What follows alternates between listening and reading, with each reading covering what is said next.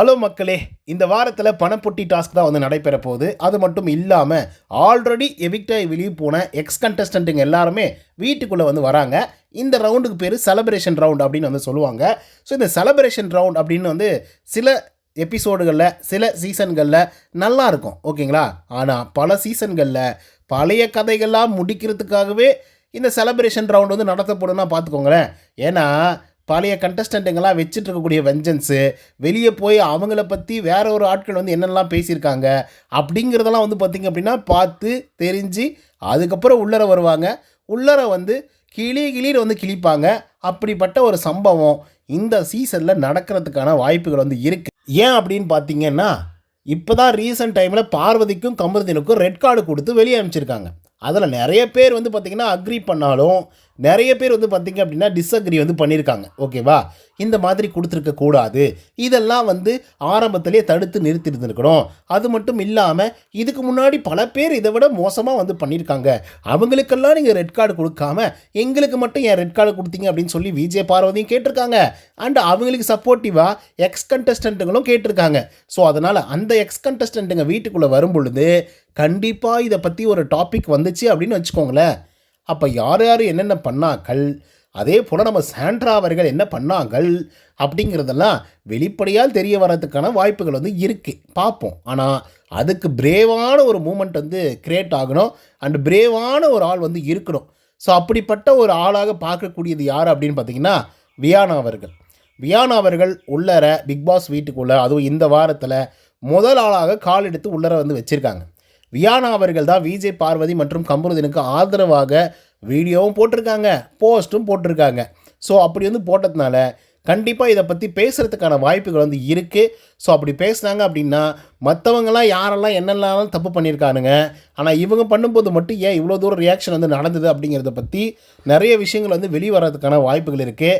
அதே போல் வியானா அவர்கள் ஹீரோயினாக மாறதுக்கான வாய்ப்புகளும் வந்து இருக்குது, ஓகேங்களா? இந்த சீசன் 9 பொறுத்தவரையிலையும்.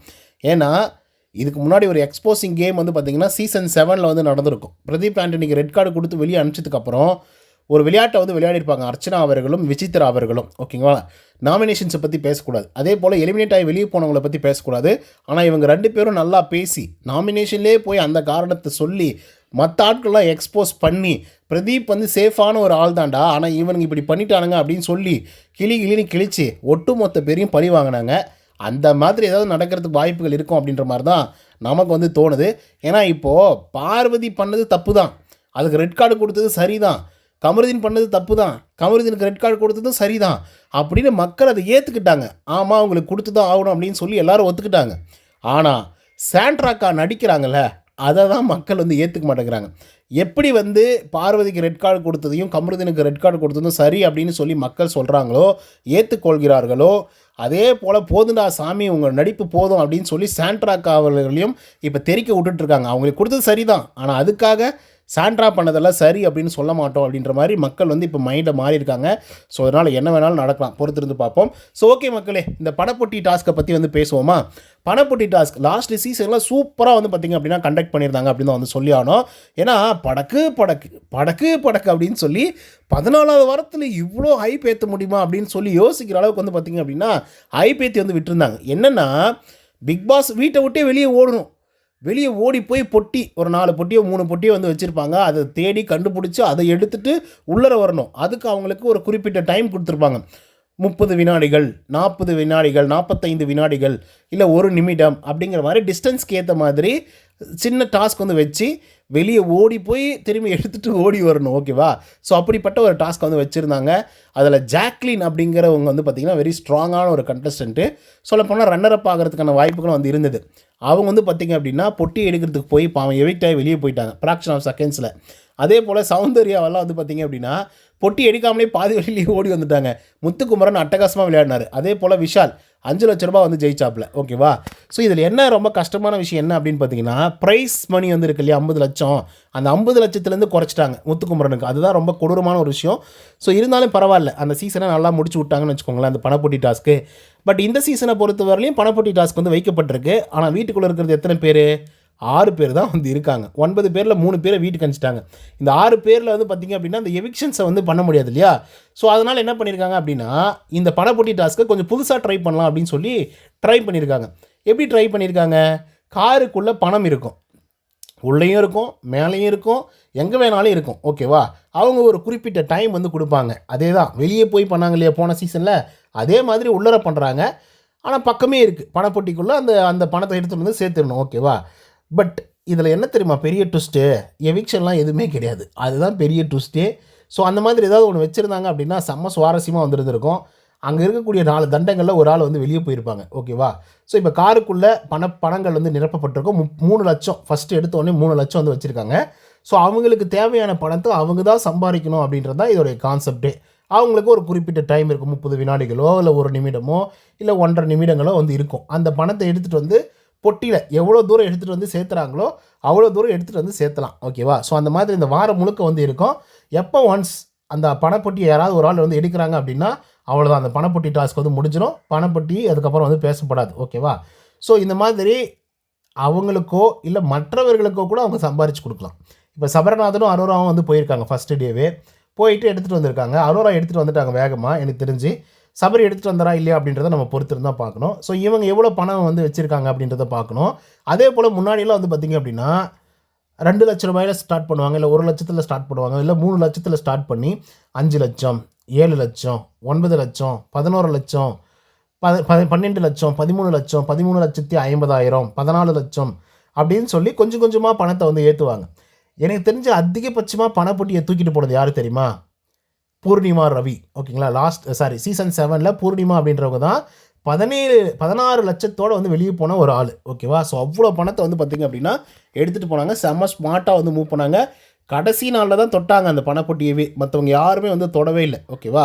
எனக்கு என்ன அப்படின்னா, இப்போ இந்த வாரத்தில் கானா வினோத் வந்து கண்டிப்பாக சொல்கிறேன், தயவுசெய்து அமைதியாக வந்து இருக்கணும். இப்போ ஏன்னா சாண்ட்ரா அவர்கள்லாம் வந்து சொல்லியிருக்காங்க. ஏன்னா நேற்றுக்கெல்லாம் எபிசோடில் பார்த்தீங்க அப்படின்னா, வினோத் போதும் சார், இவங்க பண்ணதே பெரிய விஷயம், இவர் பண்ணுற வேலைக்கெல்லாம் வந்து பணப்பொட்டியை தூக்கிட்டு சேலரியோடு வெளியே போகிறதா சார் பெஸ்ட்டு அப்படிங்கிற மாதிரி வந்து சொன்னாங்க இல்லையா?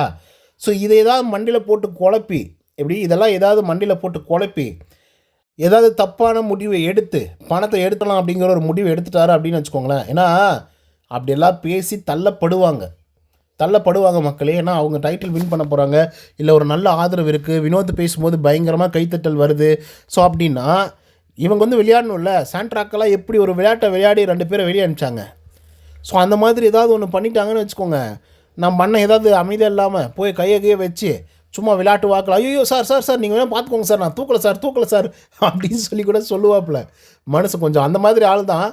பட் இருந்தாலும் பார்ப்போம் மக்களை. எனக்கு தெரிஞ்சு அந்த பக்கம் போகாமல் இருந்தால் சரி. அதே போல் உள்ளே போகக்கூடிய கண்டஸ்டண்ட்டுக்கு தயவுசெய்து சொல்லுங்கடா, கனா வினோத்தண்ணா ப்ளீஸ்ண்ணா, தயவுசெய்து அதை தொடாதண்ணா, நீ டைட்டில் வின் பண்ணிடலண்ணா, பயப்படாதண்ணா அப்படின்னு சொல்லி சொன்னால் நல்லாயிருக்கும் அப்படின்னு சொல்லி நான் யோசிக்கிறேன். அப்படி இல்லைன்னு வச்சுக்கோங்களேன், கானா வினோத் வந்து எடுக்கிறதுக்கு வாய்ப்புகள் இருக்குது. அப்படி எடுத்தார் அப்படின்னா 50 லட்சம் போயிடும், டைட்டிலும் போயிடும். ஸோ பார்ப்போம் என்ன நடக்குது அப்படின்னு சொல்லி. ஏன்னா அவருக்கே ஒரு கெஸ்ஸிங் வந்து இருக்குது. நான் விக்ரம் வந்து நல்ல ஆள், ஸோ இவருக்கு வந்து நிறைய ஹோப் இருக்குது, கண்டிப்பாக ஓட்டிங்ஸ் வந்து போடுவாங்க அப்படிங்கிற ஒரு ஐடியா வந்து இருக்குது. அதே போல் திவ்யா கணேஷும் வந்து பார்த்திங்கன்னா ஓட்டிங்ஸ் வாங்குவாங்க அப்படிங்கிற ஒரு ஐடியா இருக்குது. அரோரா சொல்லவே தேவையில்ல, பயங்கர பீக்கில் வந்து இருந்துகிட்ருக்காங்க. ஸோ அதனால் அவங்களுக்கு ஓட்டிங்ஸ் வந்து நிறைய வரும் அப்படிங்கிற மாதிரி ஒரு ஐடியா அவங்களுக்குள்ளே அவங்க செட் ஆகும். ஏன்னா அவங்களுக்கு தெரியாது வெளியே என்ன நடக்குது, என்ன போயிட்டுருக்கு. இப்போ வினோத் அவர்களுக்கு எப்படி மக்கள் வந்து ஃபயர் விடுறாங்க, வினோத் அவர்களுக்கு எப்படி வந்து வாக்குகள் வந்து அதிகமாக வருதா இல்லையா அப்படின்றதெல்லாம் அவருக்கு வந்து தெரியாது. என்னென்னா வினோத் அவர்கள் அந்த ட்ராப்பில் விழாமல் இருந்தால் சரி மக்களே. அது மட்டும்தான் எனக்கு வந்து ரொம்ப யோசனையாக இருக்குது. வினோத் ஜெயிச்சுட்டு போகணும், எனக்கு அதுதான் ரொம்ப. ஆனால் அதை விட்டு இந்த விக்ரமோ இல்லை வந்து என்ன அவங்க பேர் சாண்ட்ரா வந்து தூக்கிட்டாங்க, டைட்டில் கொடுத்துட்டாங்கன்னா சத்தியமாக அவங்களாம் ஏற்றுக்கவே முடியாது. வினோத் அவர்கள் தான் ஜெயிக்கணும். எனக்கு வந்து அதுதான் வந்து, ஏன்னா இவனுங்க ரொம்ப மோசமான ஆளுங்க, டிஆர்பிக்காக என்ன வேணாலும் பண்ணுவானுங்க.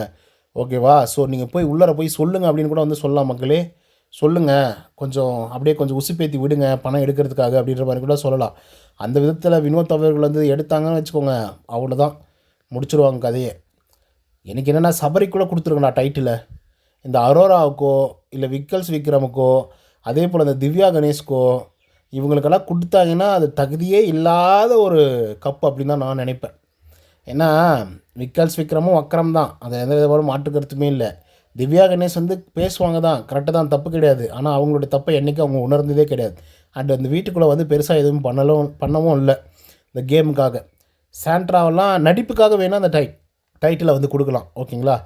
வினோத்தை விட்றாத வினோத்தை அப்படின்ற மாதிரி தான் வந்து இருக்குது. பார்ப்போம் என்ன நடக்குது அப்படின்னு சொல்லி நீங்கள் அதை ஃபீல் பண்ணுறீங்களா இல்லையா அப்படிங்கிறத கமெண்ட்ஸில் சொல்லுங்கள். இந்த வீடியோ பிடிச்சிருந்தா லைக் அண்ட் சப்ஸ்கிரைப் பண்ண மறந்துடாதீங்க. நன்றி, வணக்கம்.